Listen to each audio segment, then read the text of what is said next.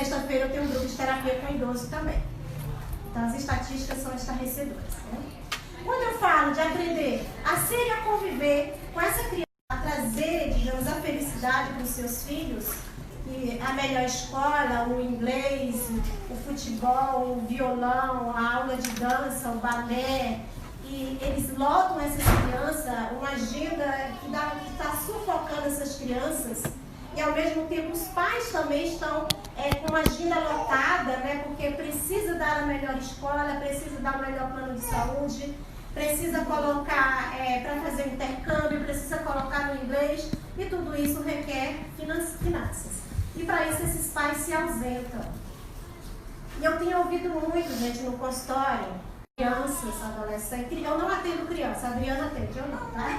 Mas eu escuto, né, dos meus adolescentes, dos meus jovens, a falta que eles têm desses pais ausentes.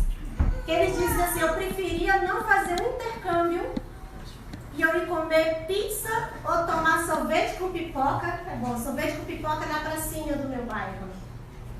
Mas esses pais querem mandar os seus filhos para os Estados Unidos. Nada contra.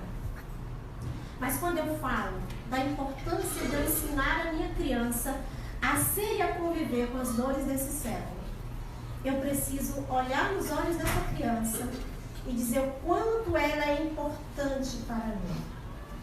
Você precisa confirmar as emoções dessa criança. Quando eu confirmo as emoções dessa criança, além de ensinar ela a ser a conviver em sociedade, porque a gente estava vivendo, gente, desculpa, numa geração de meninos, jovens que não estão dando conta de nada, que não estão suportando não, e infelizmente tudo querem se matar. Porque não estão dando conta dessas dores. E não é a escola que vai fazer isso, não é a babá que vai fazer isso, não é o pediatra que vai fazer isso. A igreja ajuda muito, mas também o pastor e a professora de escola bíblica não tem por que fazer isso. É responsabilidade nossa como os pais. Dá trabalho? Eu vou dizer para você, dá. Tem dia que chego 4 horas da tarde, eu não sei mais onde está a minha coluna. Porque ela é grande desse jeito, mas eu tenho que botar no vaso. Ela só faz cocô da fralda. Eu tenho que botar a fralda, eu tenho que limpar, eu tenho que vestir, eu tenho que fazer um monte de coisa. Ela ainda depende de mim 24 horas. Mas quando eu vejo a minha filha olhar pra mim e dizer assim, pra mim e pro pai dela, né? Papai, mamãe, eu te amo. Eu amo vocês, eu te amo. No plural. E ela dizer muito obrigada por vocês serem meus pais. E ontem lá eu cansada arrumando a festinha de aniversário dela, eu disse assim, filha, pra mim é uma honra poder preparar tudo. E ela disse, muito obrigada, mamãe. Não obrigada qualquer, muito obrigada. Eu vejo que faz diferença. Ela é uma criança muito amorosa. Mas a igreja é um dos melhores lugares também para a gente estar hoje, tá? E eu vou já, antes de falar isso aqui, eu vou só trazer essa questão da igreja. A neurociência está falando para nós que as crianças que frequentam a escola bíblica dominical, gente, olha que coisa fantástica, elas estão passando pelas questões do transtorno, e isso depende de ser depressão ou qualquer outro transtorno psiquiátrico, com mais facilidade. As crianças que estão indo para a escola bíblica dominical, aprendendo sobre a Bíblia, elas estão aprendendo a lidar com suas dores psicoemocionais. Não é um lugar mágico, isso não quer dizer que seu filho não vai ter problema, mas no mundo que a gente se encontra hoje é o melhor lugar para o seu filho estar. Quais são as estatísticas sobre a depressão? Porque a depressão é um transtorno mental e frequente, certo? Não existe uma única causa. E aqui para nós que somos cristãos, eu quero deixar um recado muito legal para vocês. Eu acompanho o Facebook, eu vejo como tem gente sofrendo quando eu, como cristã, digo assim, você está com depressão porque você não tem fé em Deus, ou porque você não está orando, ou porque você está pecando. Queridos, quando eu digo isso, eu estou dizendo para esse irmão que ele só é espiritual. E o ser humano, ele tem a sua constituição psicológica, biológica, sociocultural e genética. E uma das causas, porque a depressão ela é multicausal, uma das causas da depressão é a genética.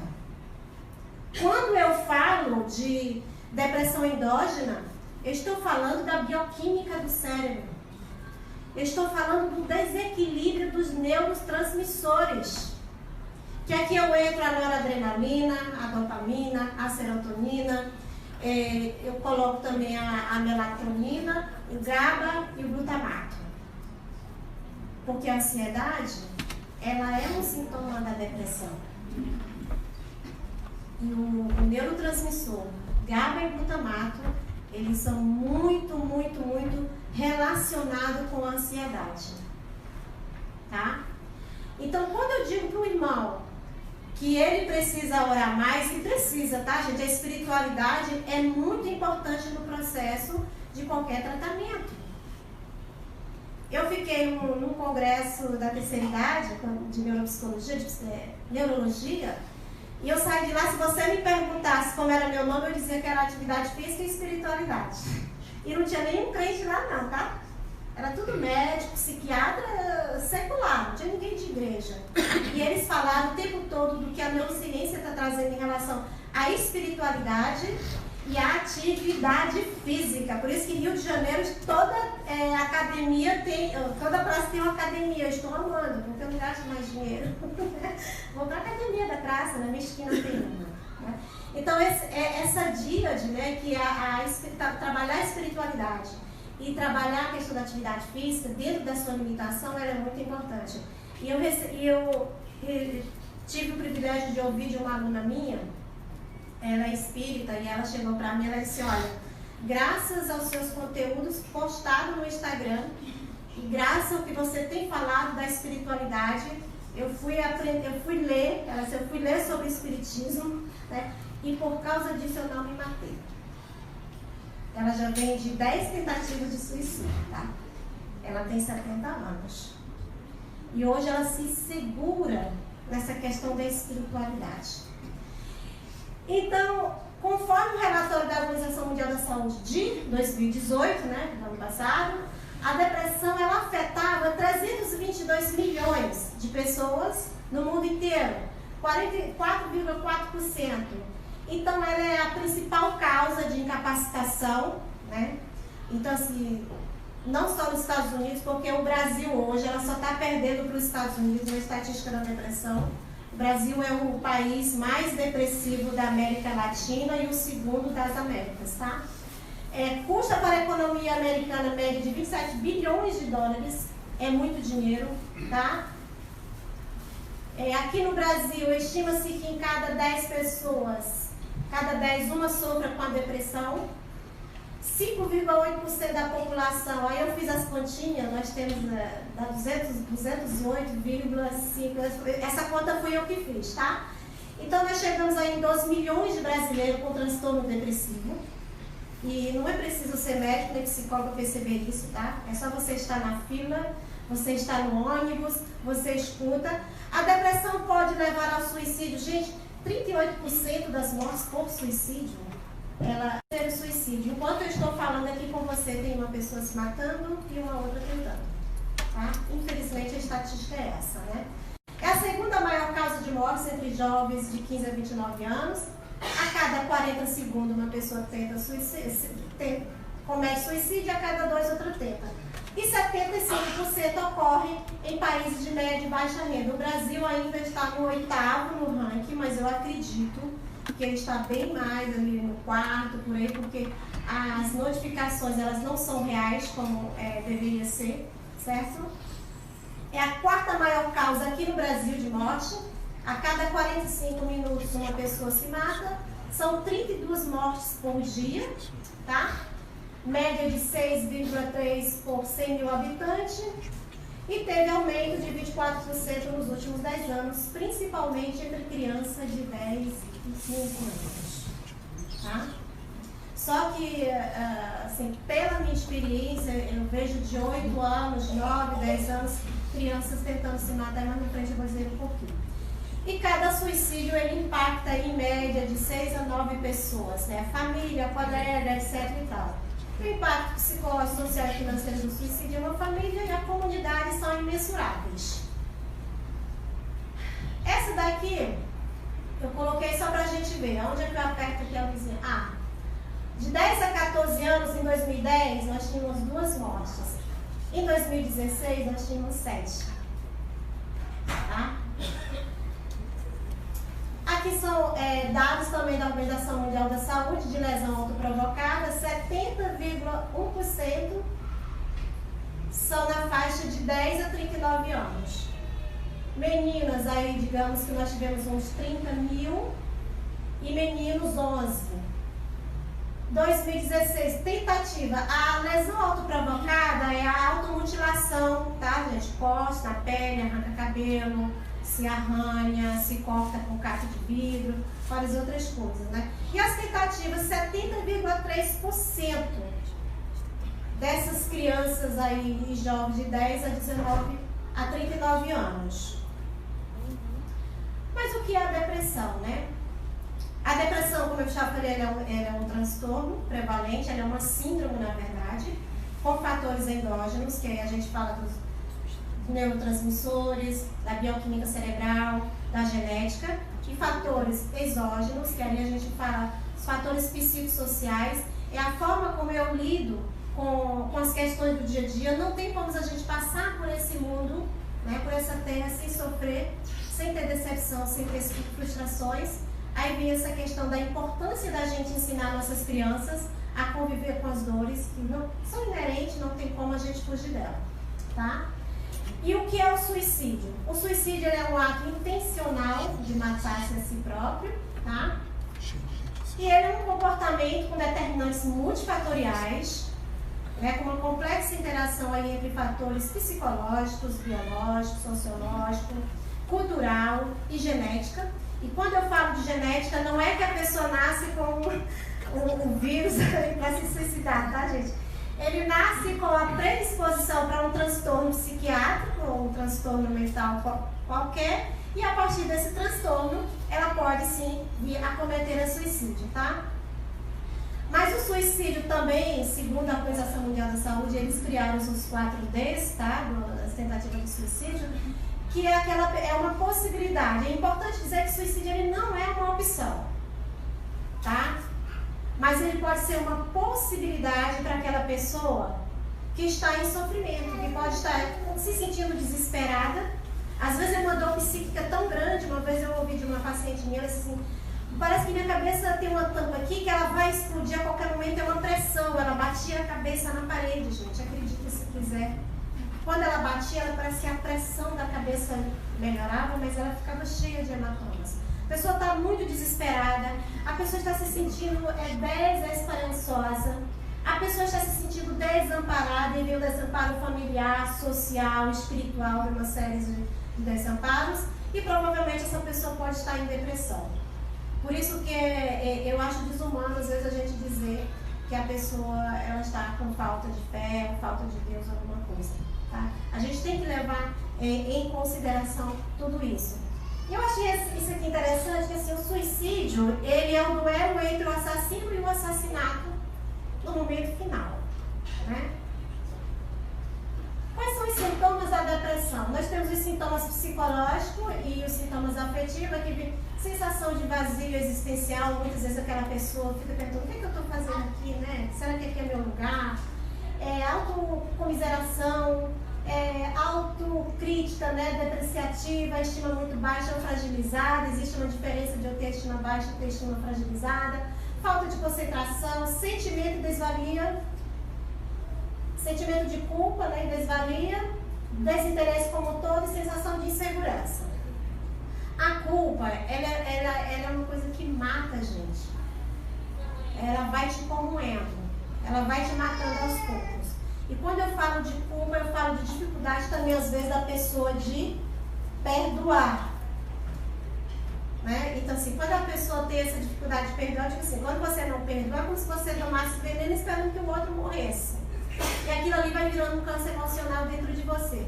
Os sintomas afetivos: vitimismo, pessimismo, perda de interesse, prazer nas atividades diárias, labilidade emocional, a pessoa chora por tudo. Tá? Indiferença, tédio, sentimento de inutilidade, desânimo, desesperança, desamparo. A gente já falou, hostilidade com o outro. irritabilidade e intolerância, humor deprimido ou irritável e ideação suicida. Aí aqui é muito importante que tem aquele amigo muito chato, né, que às vezes você é criatura chata. Quando a gente olha para essa pessoa que aparentemente é chata, com um olhar mais humano, a gente percebe que essa pessoa ela pode estar com um transtorno depressivo. Que ela não está sendo chata porque ela está chata, mas ela está tão adoecida, né, que ela não tem outra possibilidade. É ser chata mesmo, porque ela está querendo a atenção de alguma forma. E nós também temos os sintomas somáticos, que tem a fadiga crônica excessiva, inapetência ou apetência excessiva, insônia e hipersonia, diminuição da perda de libidos, dores no corpo sem resposta a tratamento, alteração de peso, diminuição da capacidade de pensar e de se concentrar. E nós temos os sintomas psicomotores, que é a inércia, que é marasmo, torpor, né, aquela pessoa que parece que anda com a corrente, prostração, letargia, agitação, pessoas com tique nervoso, né? Muitas vezes a pessoa fica muito assim, ou fica assim, ou alguma coisa. A gente tem que ficar atento a isso aí. Retardo psicomotor. E quais são os sintomas da depressão na criança? A criança bem pequena, porque assim, a depressão, como ela é genética, se a mãe tem depressão durante a gravidez, a possibilidade dessa criança nascer com depressão, tá, gente, é 100%, tá? E se a mãe e o pai também tiver depressão, aí é que às vezes a possibilidade é bem maior. Então, como é que eu posso, não vou dizer diagnosticar, né, mas ter uma ideia de que essa criança possa estar com depressão, né? Distúrbio do sono, alimentação, cólica, né, choro, porque é normal as cólicas até o terceiro mês da criança, nos primeiros 90 dias, mas a gente tem que ver qual a intensidade dessa cólica, tá? Balanço de cabeça. E uma outra coisa que eu percebi, a criança fica com a cabeça muito quente, tá? Assim, eu tinha a minha vizinha, a bebezinha dela vivia com a cabeça muito quente, eu achava que aquilo não era normal. Aí eu conversando com uma amiga minha que era neuropediatra, aí ela disse, Francisca, pede para ela levar no pediatra dela e falar dessa cabeça muito quente. Aí a criança estava aí migrando, desenvolvendo um transtorno depressivo, tá? Na criança mais crescida, que aí eu acredito que já seja dos 6 meses, um pouco mais, isolamento, apatia, né, comportamento regredido e que estaria mais presente, né? Aquela criança de 1 ano que de repente ela volta a querer chupar chupetinha, né? Voltar a ser como era bebezinha novamente, a gente tem que ficar atento a isso aqui. E a criança já mais velha, né? A gente pode, acesso de raiva, desobediência, a malandragem que a gente fala aí, né? Porque é uma criança, né? Mas tipo assim, corpo mole, né? Aquela coisa de criança mesmo. Preguiça, fuga de casa, tendência a acidentes, né? Agressividade, comportamento provocativo e autopunitivo. Né? E nos adolescentes, sofrimento intenso e angústia. Gente, o adolescente ele passa por um turbilhão de emoção. Né? Ele não é mais criança, mas é tratado como um menininho da mamãe. Não é um adulto, mas é cobrado como se fosse. Né? Então, e tem todas as mudanças aí, corporal, psicológica nesse adolescente. Isolamento social, introspecção, automutilação, que é o queimar, cortar, arrancar cabelo, se arranhar, fazer uma série de outras coisas, desânimo, falta de vontade de fazer atividade. Questão de não querer muito tomar banho, né? Lá em casa eu passei, eram 3. Meu marido tem 3 filhos no casamento dele, né? Então assim, eu vi que é normal do adolescente, mas aí a gente tem que ver até onde isso tá dentro da normalidade, né? Então assim, se realmente não quer nem escovar o dente, né? Cortar o cabelo, tem que... Tem uma fase também que eles estão naquela paquerinha, né? A gente... Paquera, né? Paquerice. Tipos de depressão. Depressão maior, que é a mais impactante e mais grave, e também é a mais comum, tá? E a depressão maior, ela tem a intensidade dela de leve, que é assim, você pode ter uma vida normal, não tem problema. Quando ela já vai da leve para moderada, você já vai sentindo os sintomas. Quando ela sai da moderada para grave, você já vai ficando mais incapacitada. E quando ela vai da moderada, da grave a severa, ela se incapacita. É 100%. Eu atendi um paciente que ele ficou 8 meses sentado numa cadeira na varanda da casa dele, ele não comia, ele não tomava banho, ele não bebia, e o pouco de cocôzinho que ele fazia, ele botava na mão e entregava na janela para a esposa jogar fora. Foi assim, para mim foi um choque quando eu fui atender mãe em casa, né, pela primeira vez, né? Ele não tem dado muita resposta, mas assim, do começo, desde o dia que eu o vi pela primeira vez, ele já está dando os primeiros sinais que ele quer viver. Que também é uma espécie de suicídio, só que para suicídio que eu vou já falar para vocês. Tá? Depressão unipolar, que é o estado de tristeza intenso e prolongado, mas sim o período de euforia, tá? Ela fica só. Depressão bipolar, que ele fica na alternância, tá? Isso aqui é muito sério, é muito complicado. A ciclotimia, que é uma forma do distúrbio bipolar, mas assim, mais brando, tá? Depressão pós-parto, 20% das mulheres recém-paridas, elas têm depressão e elas nem sabem o que é. E o mais grave é o baby blues. 80% das parturientes, elas são afetadas pelo baby blues. Eu passei pelo baby blues, eu digo para vocês que não é coisa de Deus aquele troço. Então, quando você vê uma mãe jogar uma criança dentro de uma lata de lixo, enterrar a criança, dar a criança, abandonar a criança em algum lugar, não julgue essa mulher. Orem por ela, porque provavelmente ela está passando pelo baby blues. Se o baby blues não tratado, ele passa para uma depressão, certo? Depressão do estresse pós-traumático, né? Assim, Brumadinho aí acabou de sair a estatística, que o número de suicídios lá cresceu 300%. Gente, é sério, eu tô doida querendo ir lá. Depressão psicótica. A depressão psicótica ela é muito parecida com o transtorno esquizofrênico, tá? A pessoa tem alucinações, ouve vozes, aí vai lá te mata, né? Fica ouvindo aquilo ali. Depressão senil, que é a depressão no idoso, e eu esqueci da distimia. A distimia ela é uma depressão crônica, tá? Então assim, ela não tem cura, ela precisa ser tratada. Se você não tratar, você pode viver, mas é mais pesado. E se você tratar, você vai viver com mais leveza, tá? Quais são as causas da depressão? Então, ela é multifatorial, fatores endógenos, que é a bioquímica cerebral, como eu já falei, fatores exógenos, e a psicogenética, né? Que aí entra a história da família. Os fatores de risco da depressão, porque nós temos as causas e nós temos os fatores. Então, eu já venho com os fatores predisponentes, né? Que tem uma genética. Então, se eu perpasso por isso aqui, meu irmão, eu te asseguro que você vai desenvolver. Não tem como. Você tem que ter uma capacidade de resiliência muito grande e você precisa fazer terapia para não desenvolver. Mas é muito complicado, tá? Então, eu tenho aqui histórico na família, desequilíbrio dos neurotransmissores, relacionamentos tóxicos aqui com as famílias, mães, né, muito narcisistas, mas também tem os pais, esposos muito abusivos, chefes, tá? Porque tem chefes abusivos aí, não tá brincando, certo? Transtorno psiquiátrico, estresse crônico e ansiedade, disfunção hormonal. Nós temos o cortisol, muita gente queimando o cortisol à torta e à direita aí com estresse.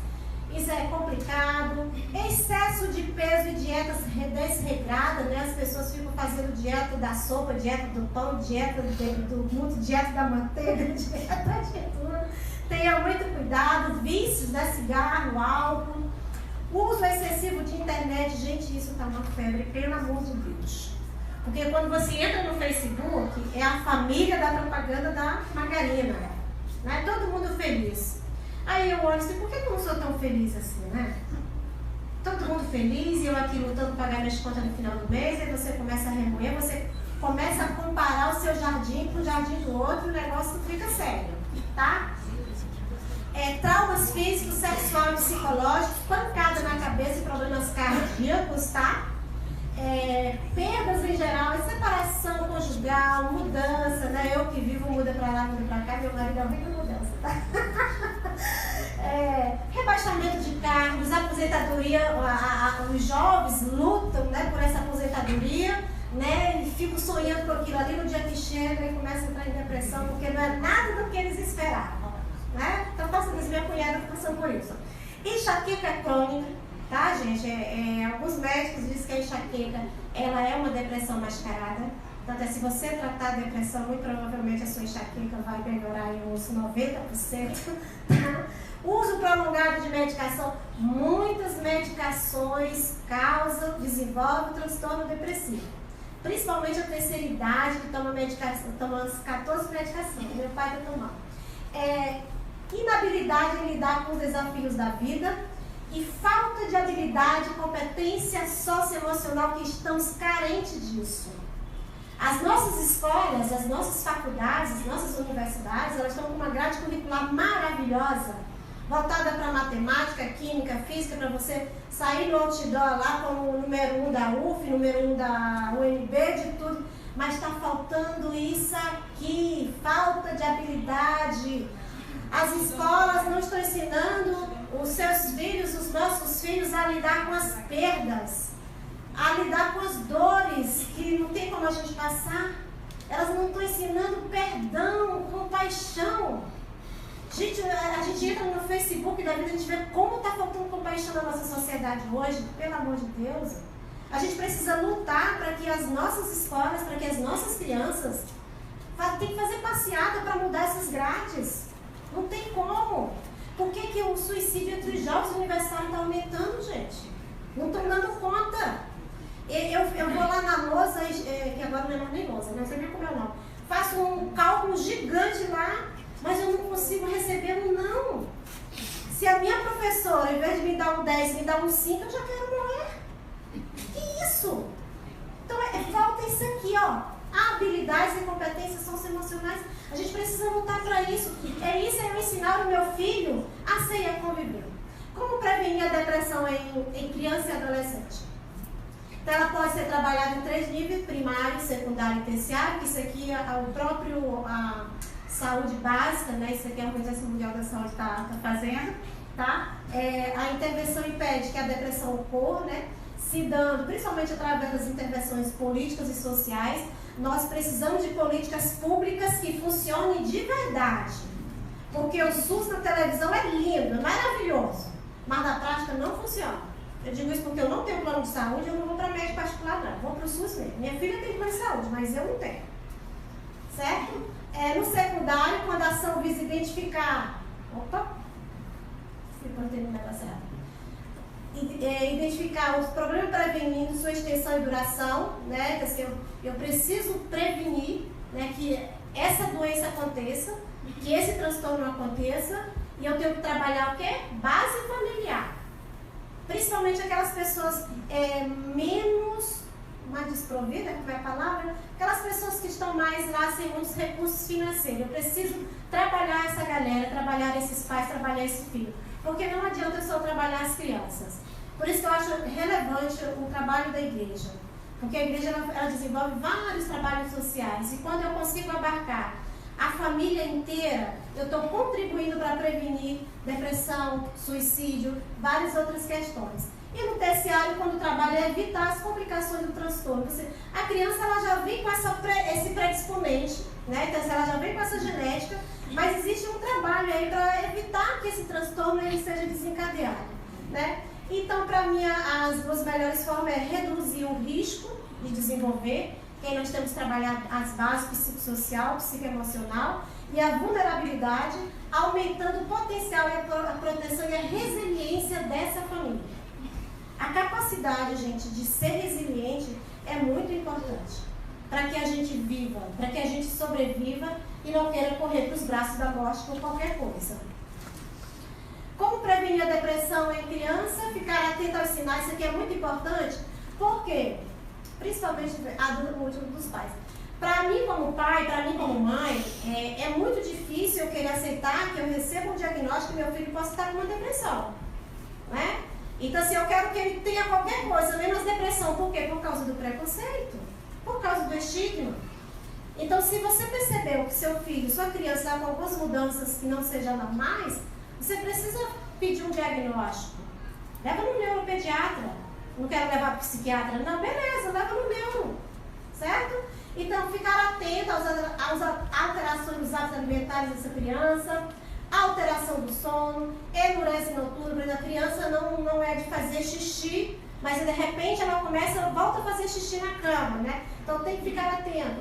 Culpa excessiva, baixa estima, aquela criança que, olha, fica o tempo todo ali escondidinha, olhando para o chão, a gente tem que ter cuidado. E essa questão dos pais entenderem que é possível aceitarem que seu filho pode estar em depressão. Como é que se trata a depressão? Espiritualidade, eu fiz questão de botar a primeira parte. Se você é cristão, faça culto familiar, tá, gente? Isso é muito importante. Ensine seu filho a orar. Tire do ritual, né? Assim, eu oro em qualquer lugar, gente. Eu tô orando, tô fazendo almoço, tô orando. Às vezes eu tô ali atendendo meu paciente, aí ele tá me falando, eu fico assim, tem misericórdia, assim, pô, né? Então, assim, psicoeducação. Por que a Eliane até perguntou assim, como é que nós, como comunidade, como igreja, podemos fazer para combater isso? Isso aqui que vocês estão fazendo, entendeu, Eliane? Psicoeducação mostra, trazer as pessoas para entender que o transtorno depressivo ele existe, mas ele tem tratamento.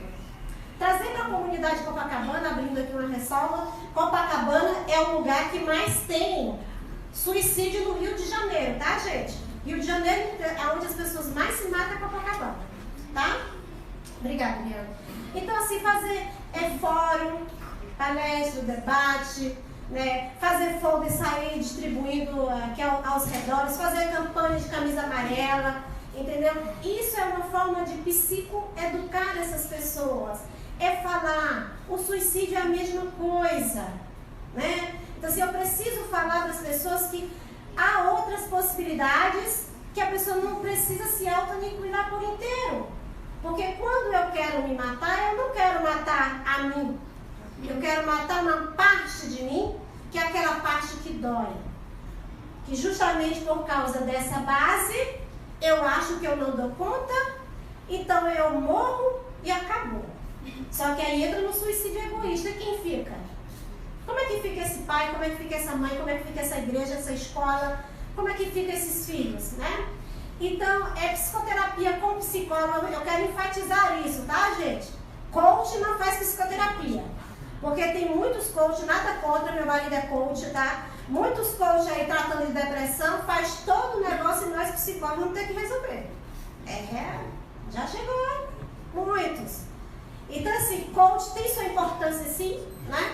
Eu acho que eles têm um trabalho maravilhoso, mas transtorno psiquiátrico, psicológico e mental não se trata com pacote de coach. Sai ciente disso, tá? Fala com a Adriana que ela resolve para um de vocês. Terapia medicamentosa.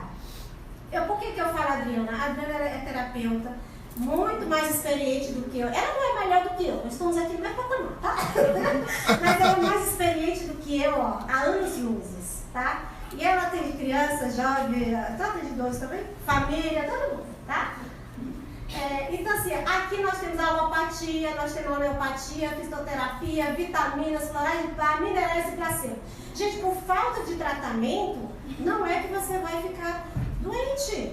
Você só precisa sair do preconceito. Assuma que tem a doença, aceite que tem um transtorno, abrace, que Beth Hellinger diz assim, quanto mais eu nego, mais eu reforço. Então é melhor eu acolher, não usar essa doença como amuleto, né? Mas eu saber que eu tenho, para quê? Para que eu possa acolher e eu me liberar disso, tá? Essas aqui, eletroconvulsoterapia, isso aqui já foi muito cheio de preconceito no passado, mas hoje em alguns casos ela está sendo muito útil. Eu tenho alguns pacientes que passam. Hoje é feita em clínicas, toda ornamentada, parafernada, com anestesia, então é uma coisa segura, tá? A estimulação magnética transcraniana, que as mulheres que fazem uso devem saber como é que é, bota aquele negócio pingando.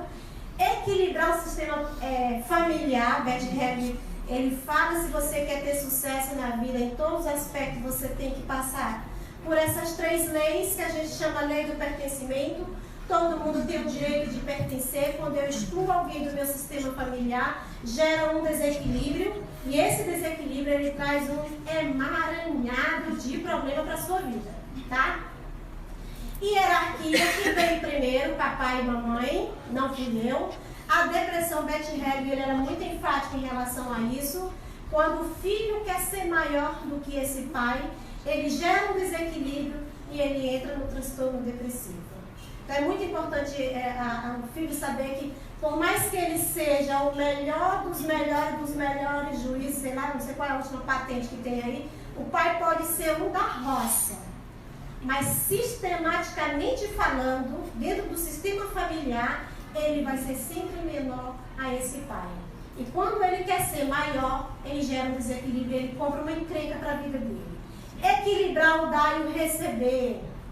Aquela criança, aquele jovem, aquele adulto que acha que os pais não deram o suficiente para ele vai para a vida vazio, fraco, aí ele vai buscar no marido ou na esposa, a esposa e o marido também não conseguem dar, eles vão esperar pelos filhos, os filhos também não conseguem dar, então eles vão querer do chefe, do vizinho e por aí vai, enquanto as moedas que eles negaram estão lá atrás com esses pais. Não importa quem são nossos pais ou quem foram nossos pais, mas eles foram os pais certos para nós, porque na minha visão Deus escolheu. Não tem nenhum outro meio de você chegar à terra se não for através de uma barriga, né? Deus ele usa nosso ventre para que você e eu chegamos até aqui. Quando eu nego a existência desse pai, quando eu digo que esse pai não é certo para mim, eu compro uma encrenca, um emaranhamento familiar. E isso só se resolve olhando para essa pessoa e dando o lugar de que ela merece ter. Mas que é o suicídio, Francisca? Por que é importante a gente falar sobre suicídio? As estatísticas são assustadoras, né? Aqui. Porque as taxas do suicídio infantil aumentaram. Certo? Então tem aqui, ó, no mundo, 2000, 2012, houve um aumento de 40% entre crianças e adolescentes, ó, de 10 a 14 e 30% de 15 a 19 anos. Por isso que é importante a gente falar para esses pais, falar para esses avós, falar para esses professores. Gente, eu estou um dia querendo entrar nas escolas públicas, nos hospitais, para falar com os médicos sobre isso, tá? Porque isso é muito importante. Esses resultados são inquietantes, nos colocam algumas questões importantes. O que faz uma criança querer se matar?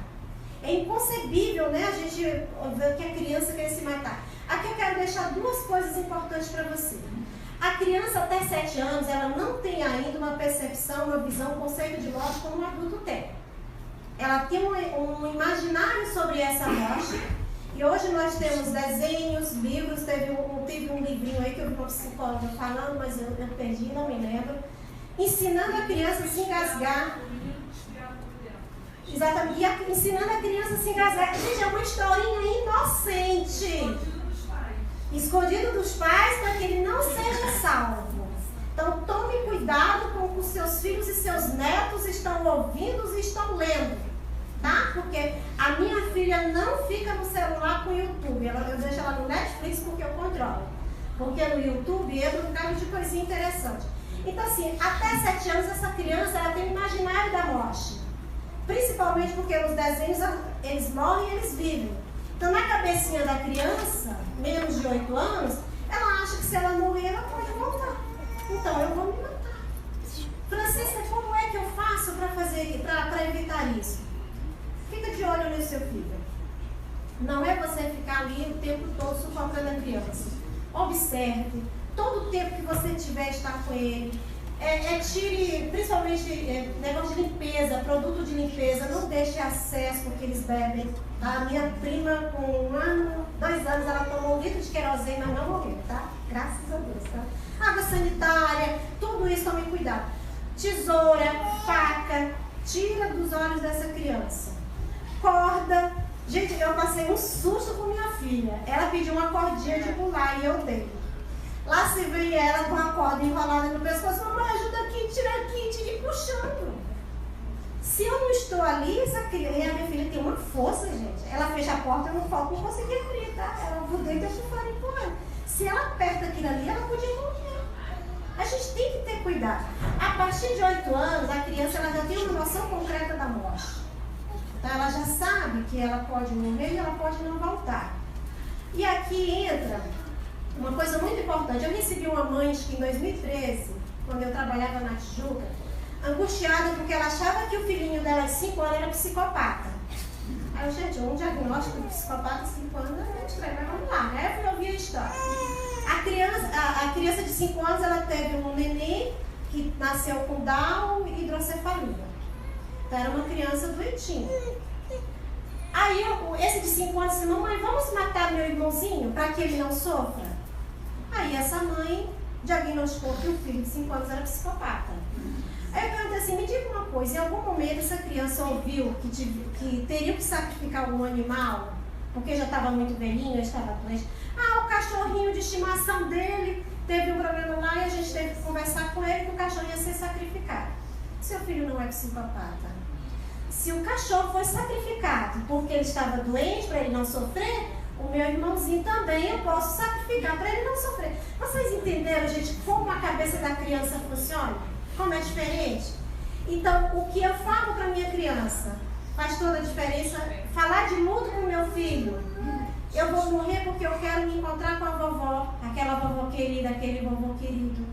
Então, a gente tem que ter muito cuidado quando a gente fala de luto, como a gente vai trazer essas coisas para os nossos filhos, tá? Quais são os fatores de risco da criança e do adolescente? Sobrecarga emocional, mental e física, agenda lotada, né? Eu faço aí 12 matérias, né, no colégio, porque eu tenho que ser o primeiro em medicina. Ninguém quer ser o primeiro em psicologia. Só em medicina. Histórico de tentativa de suicídio, né, autoagressão. Histórico de transtorno mental, bullying. Situação atual, anterior de violência intra e extrafamiliar, papais brigando o tempo todo, isso é um problema. Histórico de abuso sexual, físico e psicológico, tá? Suicídio na família, baixa estima, uso de álcool e outras drogas e população que estão mais vulneráveis a pressões sociais, aí como os LGBTIs, porque agora tem o IS, os indígenas negros em situação de rua. E quais são as frases? Porque as pessoas, quando elas se matam, elas dão todos os sinais, a gente aqui não observa, eu vou falar por que você. A minha mãe, ela vivia ligando para mim, eu morava em Fortaleza, minha mãe no Maranhão, minha mãe tinha 70 anos, e ela dizia, eu não aguento mais, eles estão me matando, eu vou morrer, eu vou botar a mala na cabeça e vou sumir. Só que não era a psicóloga que estava ouvindo, era a filha. Aí eu disse assim, mãe, você bota essa mala na cabeça, você vai para onde? Né? Aí foi um belo dia, minha mãe parou de tomar medicação, porque ela era hipertensa. 15 dias depois ela encerrou a medicação, ela teve uma discussão com meu pai, que é um cara muito bom, né? Veio na vida dela de uma cura sistêmica. E minha mãe infartou, teve uma aneurisma cerebral, depois teve uma hidrocefalia e faleceu. Minha mãe está com 1 ano e 8 meses que faleceu. A minha mãe cometeu suicídio? Não. Mas a minha mãe fez o que nós chamamos de para-suicídio. Suicídio paralelo. Eu quero morrer, eu não tenho coragem de me matar, mas eu encontro uma forma dessa morte me encontrar. Entendeu? Quais são os sinais de alerta? Cansaço na criança, irritabilidade, raiva, perda de interesse, isolamento e desânimos, queda no rendimento escolar, quero dormir para sempre. Fique atento nessas frases. Quero dormir para sempre. Por que tenho que acordar para ir à escola? Né? Retardo no desenvolvimento e pensamentos pessimistas. As crianças têm sim, tá, gente? Eu era uma criança muito tímida, muito pessimista, muito chorona, adorava ficar isolada, tá? Mas eu não queria me matar, não, tá? Quais são as frases de alerta no adulto, né? Que também dão. O adulto, ele dá vários sinais, só que eu não quis trazer, porque senão eu vou ficar aqui até segunda-feira da semana falando com vocês. Eu prefiro estar morto, eu não posso fazer nada, eu não aguento mais, que era o que minha mãe falava muito, eu sou um perdedor, eu sou um peso para todo mundo, né, para a sociedade, os outros vão ser mais felizes do que eu. Eu tenho uma paciente que ela assim, eu tenho uma necessidade de não existir. A frase dela, como é que você está hoje? Eu não queria existir. Amiga, tu já tentou 2 vezes, você não conseguiu, né? Então que tal você querer existir? E minha intervenção com ela agora é assim, vamos querer existir? Vamos focar na vida? Vamos sair assim de querer correr tudo para baixo?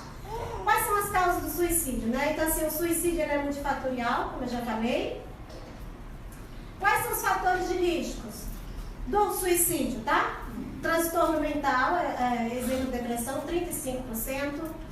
Transtornos mentais, comportamento decorrente de uso de substâncias e outras drogas. A pessoa fuma uma maconha, porque vai ficar bem, ela fica, mas depois o negócio pega. Ela pega uma pedrinha de crack, legal, depois, ó, certo? Transtorno de personalidade, gente, bipolar, borderline, narcisista e social.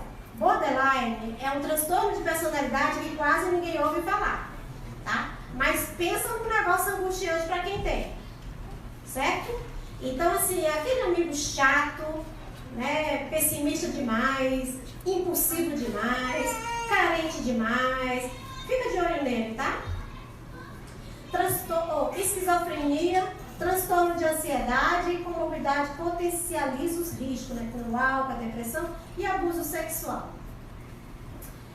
E aqui nós temos os fatores psicológicos, as perdas recentes, dinâmica familiar conturbada disfuncional, datas importantes, reação de aniversário, que é quando a pessoa sofre um trauma, aí o trauma faz um ano, né? É reação de aniversário que a gente fala, certo?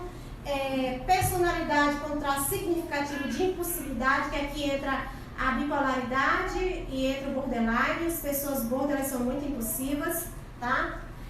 Os sociodemográficos, sexo masculino, faixa etária de 15 a 35 anos acima de 60, estratos econômicos, né? A pessoa tem um padrão de vida, mora em Copacabana, de repente perde esse padrão, ela não consegue dar conta disso e ela vai querer morrer. Residência em áreas urbanas, desempregados, isolamento social, solteiros, viúvos ou separados, tá? Eles cometem mais, eles tentam mais, tá? E imigrantes. E nós temos também as condições clínicas incapacitantes. Vem as doenças crônicas, as dores, né? Eu coloquei aqui o Parkinson, o Alzheimer, né? A AIDS, epilepsia, trauma medular. Então, assim, são doenças que não tem como reverter, a pessoa acha que não vai conseguir lidar com isso e ela acaba querendo morrer. Quais são os tipos de suicídio? Suicídio consciente, né? Que é aquele que você tem um plano, sabe o que quer fazer, está só esperando a oportunidade. O inconsciente, que é o parasuicídio, que é aqui pessoas que param de tomar medicação que não podem, pessoas que se colocam em profissões de risco. Nós psicólogos somos profissões de risco, viu, Tiago? Policiais, segurança, né? Então, assim, Freud, ele disse que nós nascemos, todos nós nascemos com essa pulsão de vida e essa pulsão de morte. Mas como gestalterapeuta, nós falamos que é angústia de vida e angústia de morte. Que todos nós, em algum momento, a gente pensa nisso, né? Por uma razão e outra. Agora, se a gente vai levar o plano à frente, aí vai depender de como é que você lida com essa vida, né? O suicídio total e parcial, que aqui entra as automutilações, tá? Reação de aniversário, que eu já falei, né? Que se a pessoa está passando por um trauma, fez um ano que a pessoa sofreu um abuso, ela fica remoendo aquilo ali, tá? Homicídio precipitado pela morte, vou citar um exemplo para vocês. Aquele rapaz sequestrou o ônibus na ponte. Aquele rapaz, ele tinha dito para a família que queria morrer, mas ele não teve coragem de se matar, então ele se colocou numa situação onde a morte encontrou ele. E muitos de nós fazemos isso, tá, gente? Quando a gente sabe que Rio de Janeiro está um caos, e a gente sai nas baladas, nas noitadas aí, né? A gente está indo em busca desse negócio, tá? O suicídio egoísta, né? São aquelas pessoas que não estão devidamente integradas à sociedade, elas não se sentem amadas, elas não se sentem que nada vai dar certo para elas, né? Que é uma coisa que me incomoda quando eu vejo no Facebook. Os meus colegas de profissão falam muito isso dos coaches, né? Assim, que coach é aquela pessoa que não deu certo. Como é que eu, como psicóloga, vou dizer para alguém que ele não deu certo, né? Então, assim, eu acho isso uma incongruência muito grande, né? Altruísta, que o suicídio altruísta é aquele que eu morro pela minha nação, pela honra, né? Pela uma força coercitiva. A gente tem 11 de setembro, a gente tem várias outras suicídios dessa natureza. Nós temos aqui o anônimo, que é aquele período de crise, transformação, né, desemprego que o Brasil está passando. Eu acho que isso justifica as estatísticas estarem aumentando, tá certo? Quais são as barreiras que dificultam o agir do estigma? Né? A pessoa ela fica marcada, né? Lembra que você olhar para mim, e aí, pequeno? Eu sei que eu sou pequena, eu boto um salto 15, tá tudo bem. Né? Mas as pessoas, e aí, baixinha? Baixinha tá salada. Porque isso gera uma sensação de medo na pessoa. pessoa... Assim, eu não me sinto afetada, né? Porque a minha estima está bem, graças a Deus. Mas a pessoa que não tem essa estima trabalhada, ela pode sim, gente, ficar ali, pô, se isola, né? Eu boto um salto, aí quando eu saio com minha filha, eu cheguei aqui, né, André, eu dando sandalinha, depois filho, encontrei um salto, tá tudo bem, né? O preconceito, né? Por isso que as palestras, né, os debates são importantes, porque assim, eu tenho preconceito o quê? É um conceito preconcebido daquilo que eu não conheço. Então, assim, hoje, vocês saindo daqui hoje, por mais que esteja correndo, vocês perceberam isso, né? Então, assim, por mais que eu esteja correndo, vocês vão sair daqui hoje com uma outra visão sobre suicídio e sobre depressão, tá? Então, assim, o preconceito é isso, eu não sei como fazer, o que dizer, o que falar, certo? E a discriminação é quando eu me comporto discriminatoriamente com essa pessoa, principalmente com a família sobrevivente. Quando a gente fala família sobrevivente, não é o suicida que tentou e sobreviveu, não, tá? É a família que está sobrevivendo àquilo ali, tá, gente? Então, assim, é muito importante a gente não julgar. Quais são os mitos? Tem 300, mas eu só trouxe isso aqui, tá? Se o profissional falar com o paciente sobre o suicídio, o profissional está dando a ideia, não tá, a gente precisa falar. E eu faço as intervenções muito categóricas com meus pacientes. Eu pergunto assim, o que você vai resolver com essa morte? Né? A gente tem que entender o que está por trás disso. Qual é a imaginação da morte para essa pessoa? Aí eu não vou me ensinar, em algum momento eu uso assim, algumas questões da Bíblia. Mas assim, pô, o que você acha que vai resolver com isso? Então, se aqui é transitório, então por que a gente não aguenta um pouco mais, por mais que esteja doendo, e vamos ter uma vida eterna feliz, né? Do que ficar sofrendo aí em outro plano? As pessoas que falam sobre o suicídio não farão mal a si próprias? Farão sim, gente. Se essas pessoas não forem acolhidas, se elas não forem tratadas, elas vão sim se matar. O suicídio é sempre impossível? Acontece não. A maioria dos suicídios são planejados, tá? Mas existe sim os suicídios impossíveis. Quais são os fatores de proteção do suicídio? Desenvolver, competências e habilidades socioemocionais. Essa palavra, ela está muito em voga, né? Ela está virando assim, quase que um clichê.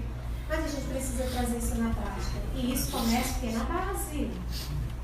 Orando com nossos filhos, rezando, estando com nossos filhos, dizendo para os nossos filhos que eles são importantes para nós, dizendo para os nossos filhos, não criar nossos filhos em redoma, apesar da violência que a gente enfrenta, mas a gente precisa ensinar essas crianças a desenvolver, né, a sua autoestima, a sua autoconfiança, a sua autossegurança. Né? A gente precisa dar a possibilidade para eles fazerem isso, e só nós como pai podemos fazer.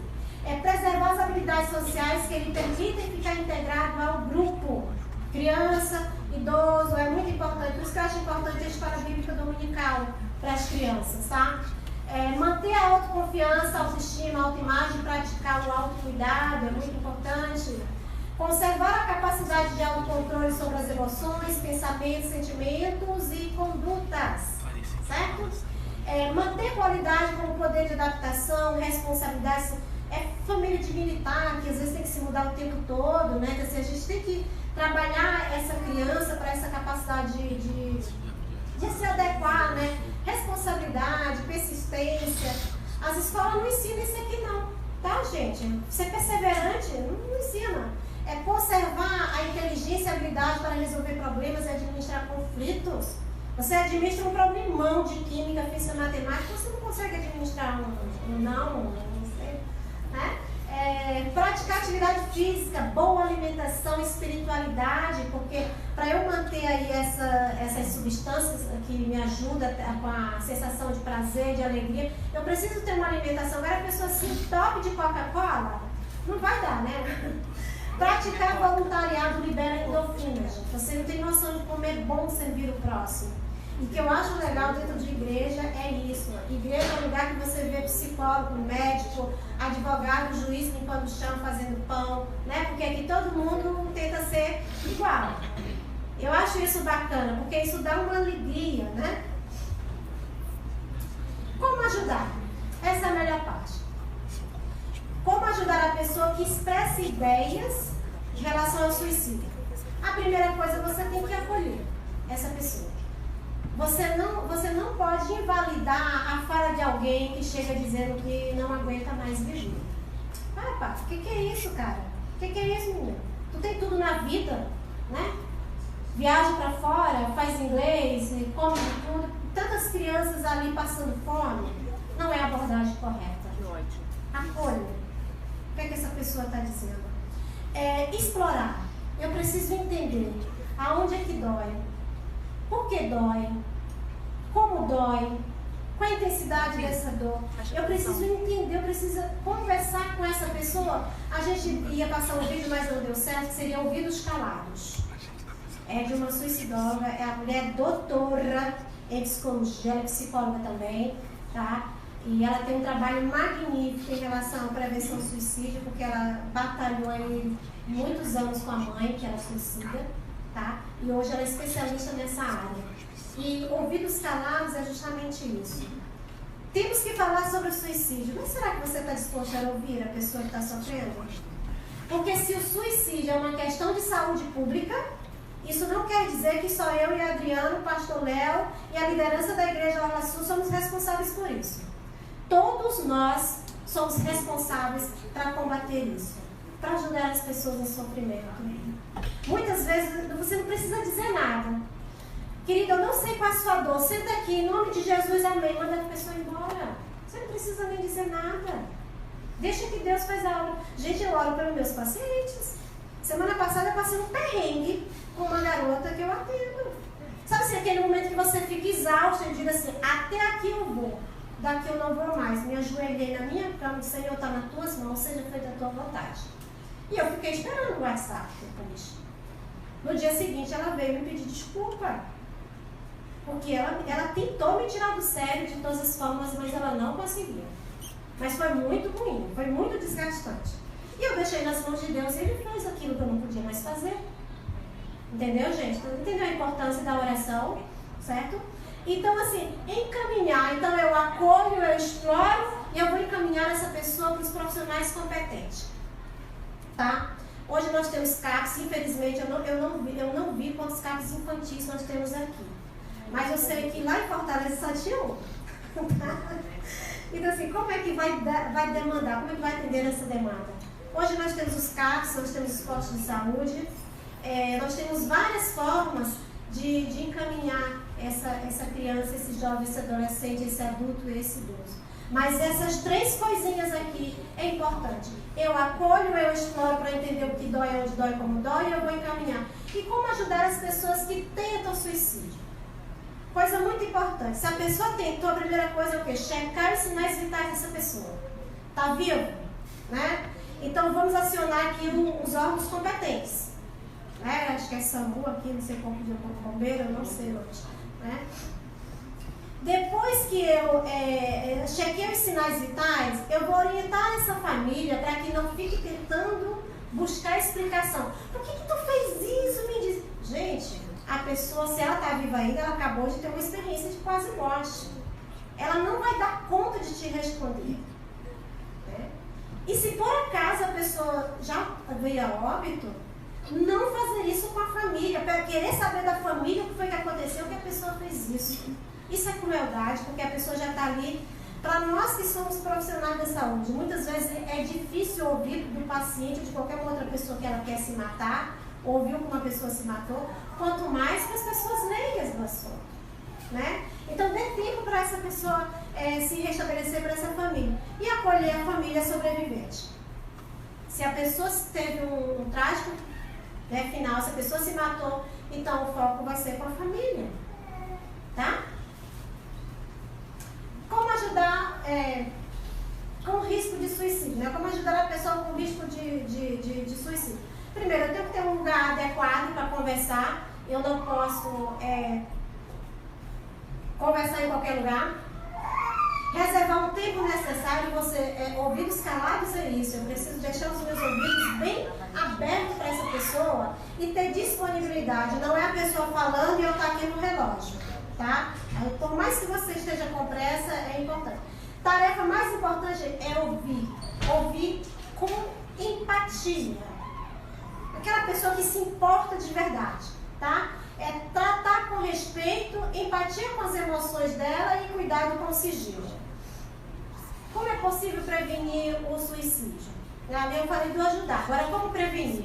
A primeira coisa, e para nós terapeutas, para pastores, para conselheiros, isso é muito importante, que eu preciso entender que prevenir é diferente de previsão, que é diferente de evitação.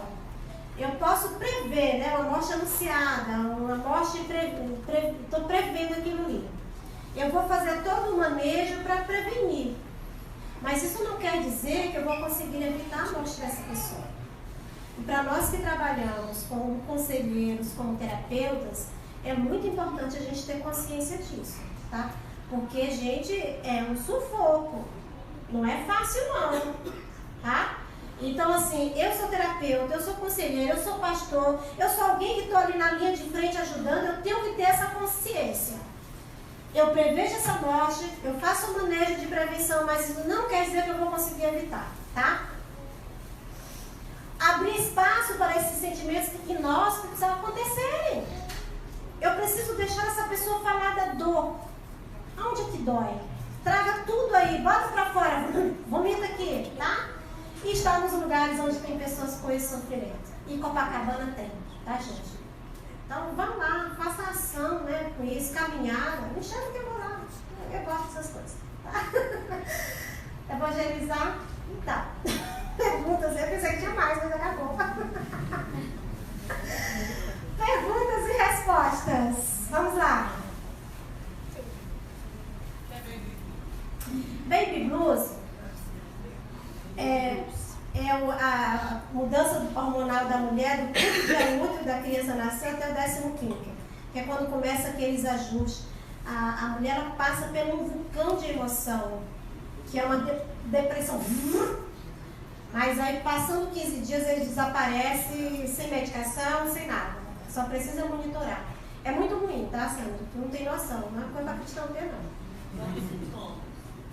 Olha, primeiro, vazio existencial, repulsa a criança. Você fica com uma raiva danada daquela criança, ela não aguenta nem ouvir o choro. Eu senti isso pela minha filha. Sabe o que eu fazia? Acolhia, abraçava, beijava. Senhor, muito obrigada, eu fazia isso. Porque a vontade que tinha era de me livrar dela. Mas só que como eu sei, eu conheço os sintomas, né? Aí eu disse, não, eu vou... Meu marido nunca soube disso. É muito ruim. Eu tenho um netinho de 6 meses agora. A minha filha teve esse sentimento, mas ela não jogava pra assim, não quero isso. Ela disse assim, pega, mãe. É só minha mãe. E ali até me sugava demais, porque eu ficava. Aí alguém ia pegar, ela ficava atrás. Pega, mãe. Mas ela nem. Tem medo, é um sentimento muito ruim, gente. Como eu passei, eu digo pra vocês, a gente não deve julgar. Que não é brincadeira. Mas. O que é Setembro Amarelo, camisas amarelas? Setembro Amarelo foi a campanha que a Organização Mundial da Saúde, em parceria com o CVV e o Conselho de Medicina e o Conselho de Psiquiatria de algum lugar aqui do Brasil, criaram para falar de prevenção ao suicídio. A priori seria só o dia 10, porque nos Estados Unidos houve um jovem chamado Mike Kimber, de 17 anos, ele se matou, né? E ele se matou num Mustang amarelo, né? Então ele se suicidou, então ele reformou todo esse carro, 68, e ele se matou nesse carro. Então, durante o velório dele, a família dele e os amigos começaram a fazer cartãozinhos com mensagens, né? Se você quiser falar, eu estou aqui, eu posso te ajudar, se está doendo, fale comigo. E colocaram um lacinho amarelo. Então, nos Estados Unidos, ele intitulou o dia 10 de setembro como sendo o Dia Mundial de Combate e Prevenção ao Suicídio. O Brasil copiou e melhorou, né? Porque a gente tem que melhorar. Se não nos copiar, vamos fazer direito, né? Então, ele estendeu o mês de setembro. Então, não é só o dia 10. Então, o mês de setembro é o mês de setembro amarelo. Então, o setembro por isso, né? E o amarelo por causa desse jovem, desse adolescente. Camisas amarelas, Camisa amarela é o simples, o laço, né? Vocês receberam aí um passarinho verde, faz parte desse símbolo, receberam aí como é o nome?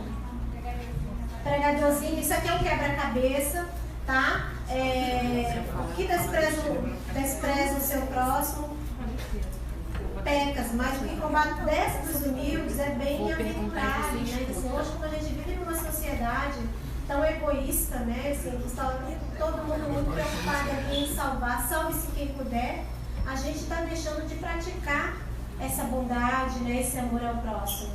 Porque quando a Bíblia fala que a gente tem que amar o próximo como a ti mesmo, primeiro que eu queria amar, como é que eu vou dar ao outro aquilo que eu não tenho?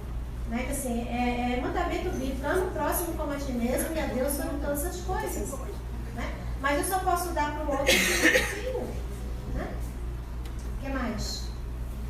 Como a família pode ajudar uma pessoa que tem depressão? Tipo, a família acha que só um ato fez tá bom. Como no dia a dia pode ajudar uma pessoa que está em depressão, ou uma pessoa... Porque o suicídio, os sintomas são de depressivos, correto? Como a família pode ajudar? Por quê? A família às vezes faz um ato. Eu, quando tive um problema sério, meu pai me deu R$1.000 de presente. Ele achou que os R$1.000 ia fazer o bem.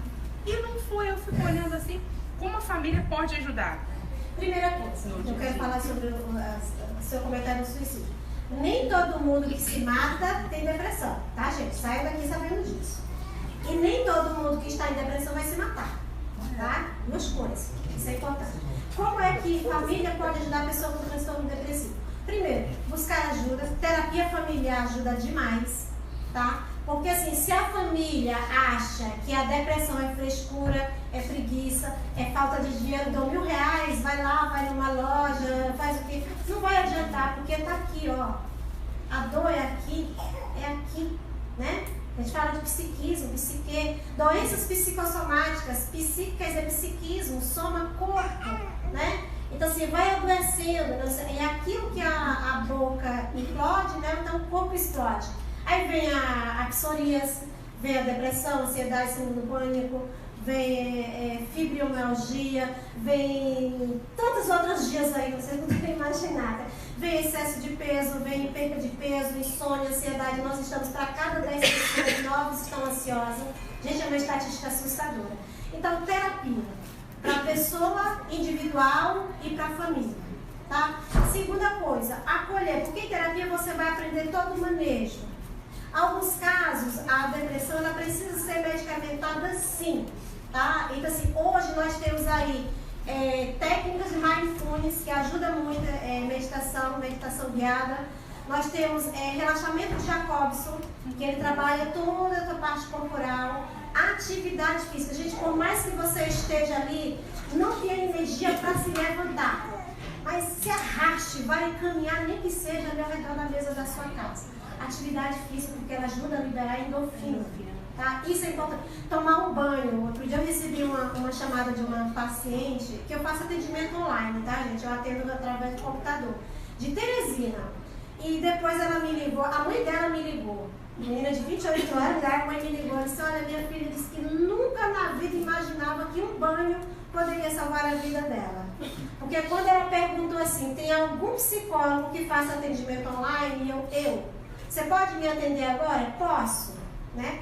Aí fui lá, liguei o computador, chamei ela, eu comecei, você já tomou café 9 horas da manhã de sábado?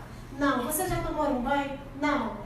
Desliga o computador aqui, vá tomar alguma coisa, um todinho, alguma coisa, principalmente coisa quente, toma um banho e volta pra gente conversar. Resolveu o problema da garota. Então, assim, estar junto com essa pessoa, fazer uma atividade física, uma caminhada, né? Proporcionar coisas que fazem bem essa pessoa. Perguntar assim, R$1.000 vai te ajudar? Não, o que você quer? Não, eu quero ir comer pipoca na praça. Então guarda esses R$1.000 ali, porque você não vai pra praça por R$1.000. É de segurança. Fazer o que te faz sentido. O que faz sentido pra tua vida? O que te faz bem? Tá? Então assim, e terapia medicamentosa. Se a depressão está muito severa, gente, eu não tenho medo de pedir que essa pessoa vá no psiquiatra. Às vezes as pessoas têm preconceito, né? Preconceito preconcebido, né? Mas a terapia medicamentosa. E oração, se você é da igreja, né? Liga para o pastor, olha, eu estou precisando botar para fora as mágoas. Liga para a Adriana, liga para a Eliane, liga para a Alba. Eu quero conversar. Bota para fora essa dor. Mas a família precisa entender que a depressão é séria. Bota, não quer vir numa palestra dessa? Bota um vídeo lá para a família assistir. A pessoa precisa entender que a depressão ela tem tratamento, tá? E que ela pode ter uma qualidade de vida. Mas terapia com o psicólogo é mais indicado. Tereza, Francisca, eu atendo do mesmo jeito. não, desculpe, uma pergunta. Esses dias eu nem todos está dentro do quadro de depressão. Nós falamos sobre isso, quando o termo de suicídio está dentro do quadro de depressão. Mas Pode não ser. Quando a gente fala de competências socioemocionais, a gente está falando o quê? A ausência dela é a inabilidade que eu tenho, a falta de habilidade que eu tenho em não lidar com minhas dores, com minhas questões. Eu estou casada, de repente eu me separo, descubro que fui traída, né? Ou meu marido olha pra mim e diz, eu não sinto mais tesão por você, né? Ou então assim, eu estou trabalhando, estou ganhando bem, estou com meu salário maravilhoso, e meu chefe chega e diz, olha, eu não tenho mais espaço para você. Primeiro ele faz todo aquele joguinho, né, para dizer, ó, infelizmente eu vou ter que dispensar você, mesmo você sendo o melhor profissional da face da terra, né? Então assim, a forma como eu lido com essa emoção, com esses sentimentos, pode sim me levar a me matar. não é depressão. Certo? Até mesmo quando tem um relacionamento, a pessoa pode ter vingança um com o outro, ficar uma coisa impulsiva, E assim, muitas vezes, Eliane, existe sim isso, né? De você querer punir o outro. Eu vou morrer, o outro vai ficar com essa culpa, né? Se sentindo culpado é por isso. Mas mesmo quando essa pessoa está querendo chamar a atenção, a gente precisa alertar, ligar os botões de alerta, né? Tá doendo alguma coisa que essa pessoa está querendo atenção, foco, né? É importante. Por mais que a gente ache que ela está só querendo chamar a atenção, tudo bem, está querendo chamar a atenção, mas de quê? Não, por que ou para quê? Mônica.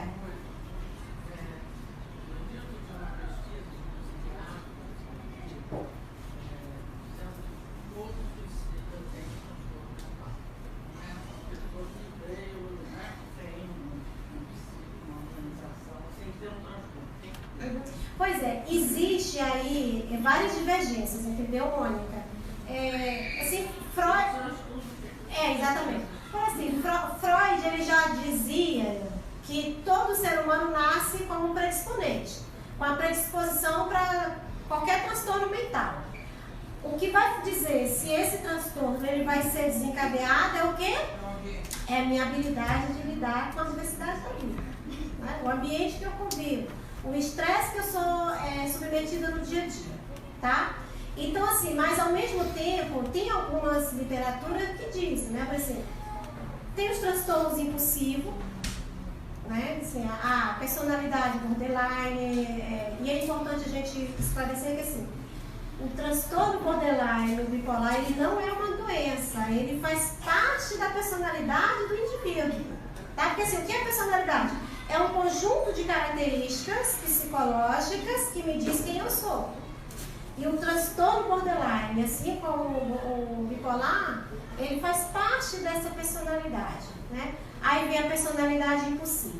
Mas assim, Freud ele diz isso, que todos nós nascemos com essa predisposição, né? Se vai desencadear ou não, vai uma outra demanda. O que mais? Certo, o transtorno borderline, ele é caracterizado por 3 sintomas muito específicos, tá? Primeiro, estima baixa. Ele tem uma estima tão baixa, tão baixa, tão baixa, tão baixa, tão baixa, que ele consegue ter várias disfunções cognitivas, né? Então, estima baixa, dependência emocional, carência emocional. Então, o border ele tem uma personalidade desintegrada, e ele precisa do outro para que ele se sinta integrado. Aí por isso aqui que vem assim, você se relacionar com o border é punk, tá? Porque ele te sufoca, ele te suga, né? E aqui ele pode fazer mal à pessoa, aqui é o objeto de desejo, ele tem medo de ser abandonado, medo da rejeição.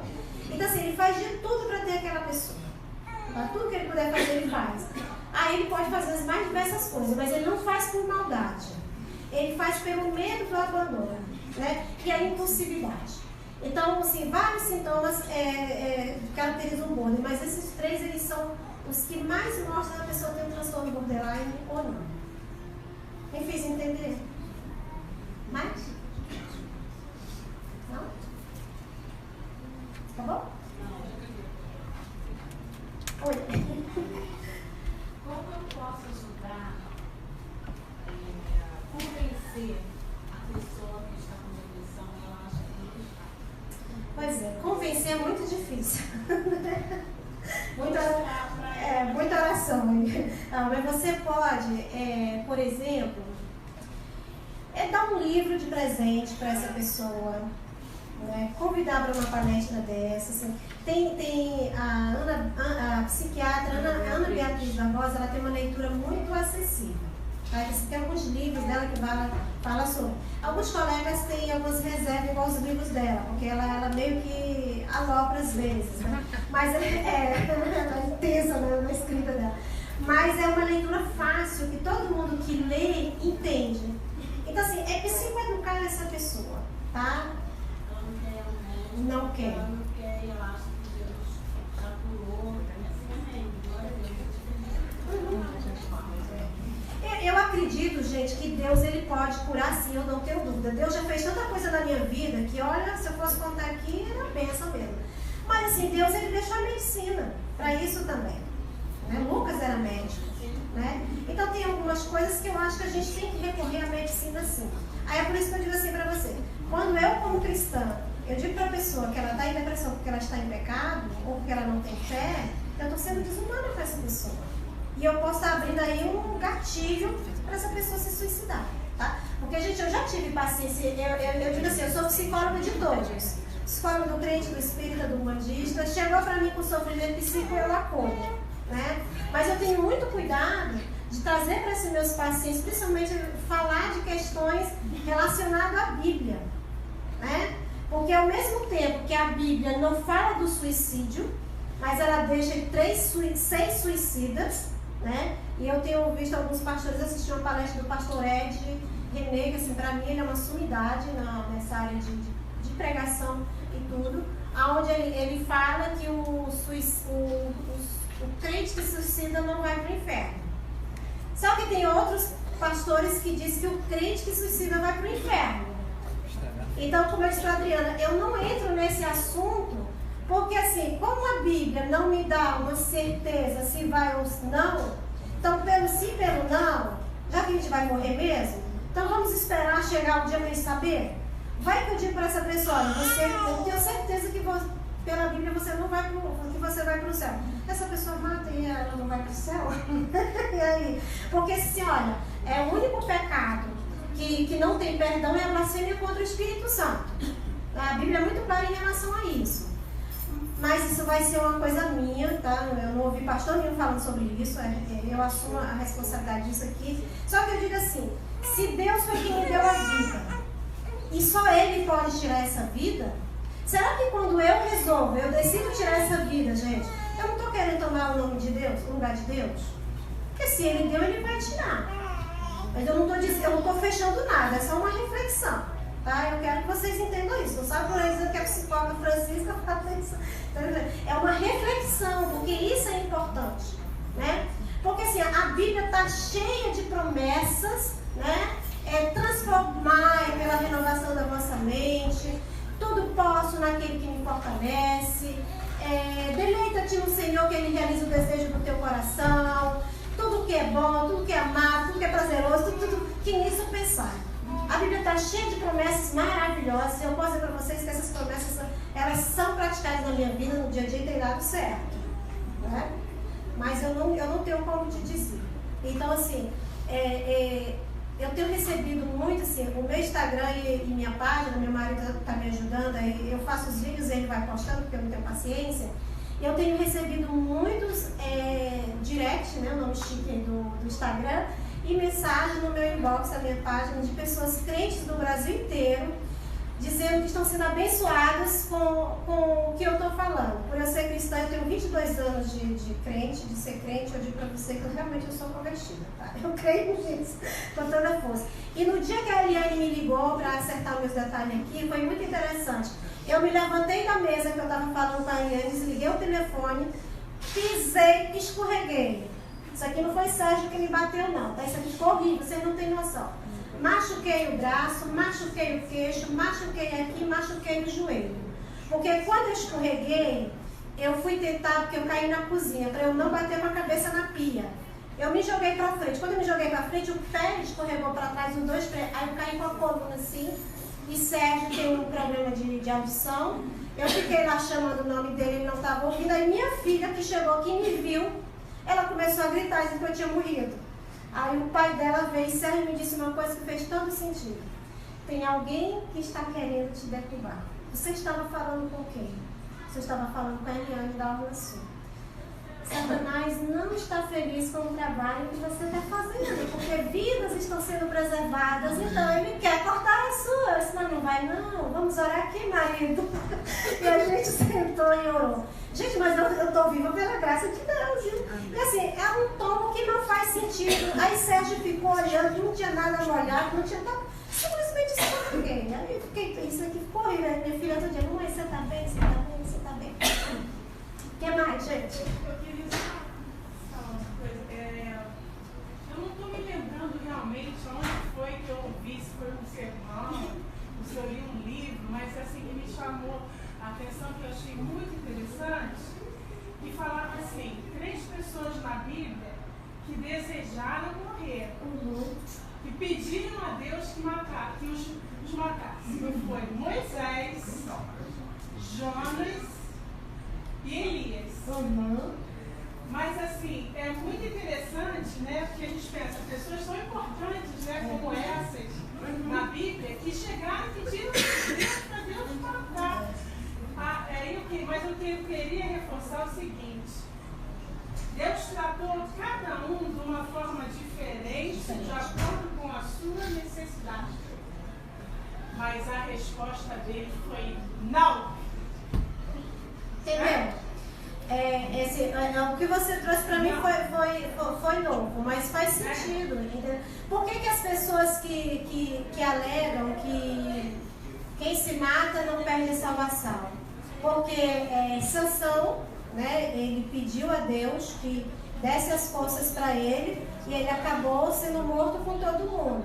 E Sansão está em Hebreus 11 como homem de galeria da fé. Aí as pessoas entendam, né, que Sansão não foi para o inferno, que Sansão está lá na Hebreus 11, né, como homem de fé. Né? Então assim, como eu disse para vocês, é um tema que eu acho bem complexo.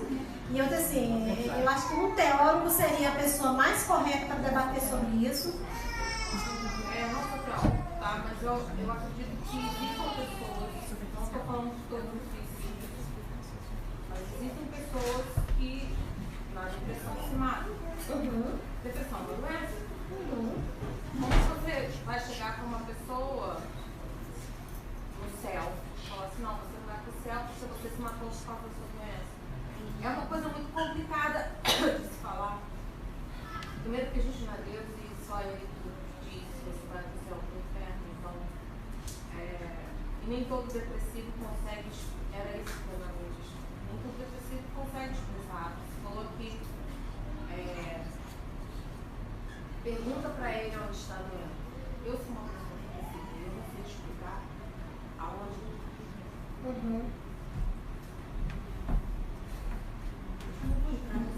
Mas é uma coisa que nem sempre você consegue dizer. Dói aqui, é esse problema que está me causando depressão, é isso. Não dá, nem sempre a pessoa consegue falar. E às vezes a pessoa, uma vez eu escutei, celebrando a recuperação, que a pessoa se mata não é porque ela quer morrer, nem sempre é porque ela quer, mas é a dor de existir que ela quer acabar. Então, nem sempre a pessoa tira a vida porque ela quer morrer, ela quer acabar com a vida dela, mas ela acha que uma parte dela vai morrer ali, nem sempre é isso. Então a gente não sabe se a pessoa pessoa vai para o céu ou para o inferno. Deus disse naquele momento não, porque não era o momento deles morrerem. Deus tinha um plano para a vida deles. E às vezes a gente tira esse projeto de Deus, obviamente que Deus não é pego de surpresa, mas a gente tenta antecipar. Assim, o que eu digo, Bianca, é sempre assim. Deus, na sua infinita graça, bondade e misericórdia, Ele nos ama infinitamente. Né? Se a gente que se mata vai para o céu, para o inferno, como você bem falou, isso não cabe a gente. Né? Assim, são as especulações que existem. Mas como profissional e como cristão, o que eu digo assim, eu acho desumano você dizer para a pessoa que ela está em depressão porque ela está em pecado. Ou que ela vai se matar porque ela não teme a Deus, como você bem colocou. Tanto é que o nome é dor silenciosa. É uma dor, como você bem falou também. Às vezes a pessoa não consegue expressar, não sabe onde é que dói.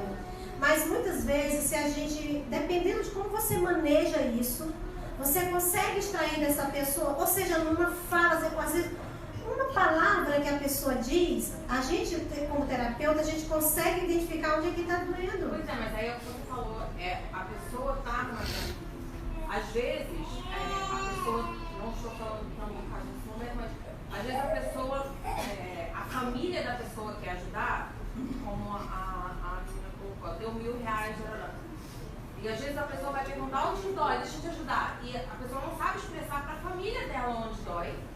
E a família não sabe solucionar, e a família não é terapeuta, mas quer solucionar o problema, não sabe como lidar com aquilo, e aí não busca uma terapia familiar, ou não pode buscar uma terapia familiar, a pessoa naquele momento não sabe expressar. Está entendendo onde eu estou querendo chegar? Os R$1.000 não vão resolver, não sei o que, não vai resolver, mas... E a pessoa também não sabe explicar o que poderia resolver aquele problema dela. Entendeu? E aí junta uma bola de neve. Mas eu volto a dizer para você. Tudo bem, você colocou, nem todo mundo está numa terapia. Até porque, assim, infelizmente a terapia hoje ainda está distante de muitos por esse valor, pelo preconceito também, porque é inconcebível, nem no século XXI, as pessoas terem medo de ir ao psicólogo porque acham que psicólogo é coisa de doido. Né? Infelizmente a gente ouve muito isso, né? Preconceito. Questão de suicídio. Eu conheço vários casos que a pessoa se suicidou e a família abafa, aí tá lá no atestado de óbito, acidente com não sei o que, com não sei o que. Porque a família não quer que ninguém saiba que houve um suicídio. Né? Então assim, e a desinformação, para mim, ela é de onde começa tudo. Então assim, quando essa família vai buscar, vai ler, vai ouvir palestras, assim, gente, hoje nós temos as mídias sociais pro bem e pro mal. Né? Você entra no YouTube, tem muita abobrinha, mas tem muita coisa bacana. E eu insisto em dizer para você, Bianca, que assim, por mais que naquele momento o paciente não consiga se expressar, e como eu disse para você, depende do manejo, porque assim, tem terapeuta que trabalha com arte-terapia. Hoje nós temos a constelação sistêmica familiar, que é uma excelente técnica para se trabalhar, saber de onde é que vem essa dor, né? Se é uma lealdade invisível, alguém lá de trás de você. Porque quando Beth Helling fala que a depressão é um paciente identificado e um paciente que está querendo ser maior do que esse pai, a constelação ela revela isso. Né? No processo de constelação isso aparece. Então o paciente não precisa falar, ele apenas precisa estar ali conectado com o campo que está se movimentando ali e as coisas vão fluindo. Aí eu insisto em dizer para você, por assim, experiência minha no consultório, assim, muitas vezes o paciente ele diz assim, eu não sei aonde é que dói. Mas aí a gente vai, aí o paciente fala uma coisa assim, você acha que aqui é sua dor? Ah, é. Como é que ela surgiu? Então, se não é assim, chegou conta, por isso que eu digo para você, tem que ter tempo, né? A pessoa tem que ter uma sensibilidade. Gente, pisar no solo do sofrimento humano, você precisa ter muita habilidade. Quando as pessoas dizem que nós psicólogos somos doidos, eu concordo em partes, porque a gente se permite entrar, né, analisar pesquisar a mente humana, que é onde acontecem as coisas boas e as coisas ruins também. Né? Não é fácil, entendeu, Bianca? Mas eu digo para você, muitas vezes, por mais difícil que seja, no manejo terapêutico correto, você consegue identificar a sua dor. E quando você consegue identificar, é possível sim caminhar e encontrar aí uma solução. Entendeu, querida? Mais alguém? Às vezes eu percebo o seguinte, existe no ser humano uma angústia. Eliane, quando precisar, manda, eu ficar lá, tá? Existe, acho que em todo ser humano, uma sensação de angústia. É, angústia de vida e angústia de morte. Mas essa angústia, ela é tanto do você não ter, né? E aí você se angustia por você não ter, mas também você tem a angústia do ter. Porque a angústia do ter você pode perder, né? É a morte, é a idade. Eu acho que essa é aprender a lidar. Eu acho que biblicamente quando ele fala porque eu acho que quando a gente somatiza e tenta como é que vai ser amanhã, não vou dar conta amanhã, eu acho que isso angustia muito mais. Então eu acho que essa angústia do ter e a angústia do... O amanhã Deus pertence. Eu não sei se eu vou chegar em Niterói. Eu quero chegar, mas eu não sei se eu vou chegar. Não é? O que é que nós temos? É o aqui e o agora. Por isso que é chamado de presente. Né? Só que nós vivemos assim, com essa ânsia de saber o que vai. Temos que planejar o futuro? Temos. Temos que pensar no amanhã? Temos. Mas sempre assim, possibilidades. Né? Então assim, qual é o meu sonho hoje, Francisca? É ver minha filha estudar, se formar, servir a Deus, casar, casar, fazer aquilo que faz bem, porque assim, eu tenho ensinado a minha filha, gente, a viver com o simples. O mais simples possível, tá? Então, assim, nada de coisas muito mirabolantes, etc e tal. Então, justamente para quê? Para que ela não tenha, ela não gere essa expectativa de que, assim, para eu me sentir bem, eu preciso estar com a roupa de marca, com a calça de R$2.000, uma bolsa de R$4.000, etc. Porque a escassez causa angústia, mas também o excesso, ele causa angústia, né? O que eu vou fazer com tanto dinheiro? Né? Então, assim, vamos dar para os pobres, vamos investir numa missão, né? Na África, outras missões aqui aos redores, por que não? Então, assim, a dificuldade que eu tenho de me fazer presente no aqui e agora é que gera.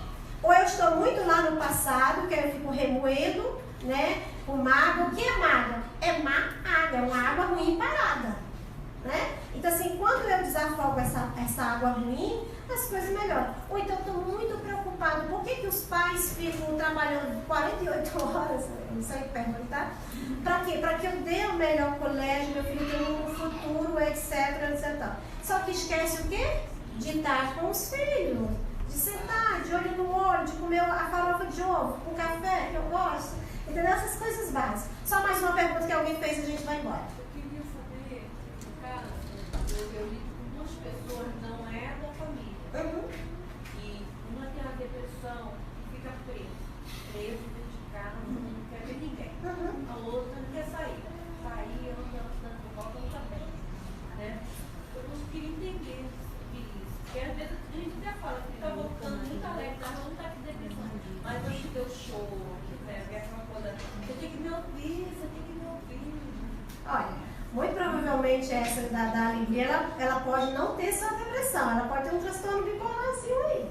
Mas ele tem que ser investigado com o psiquiatra, tá? Porque só ele pode dar esse diagnóstico.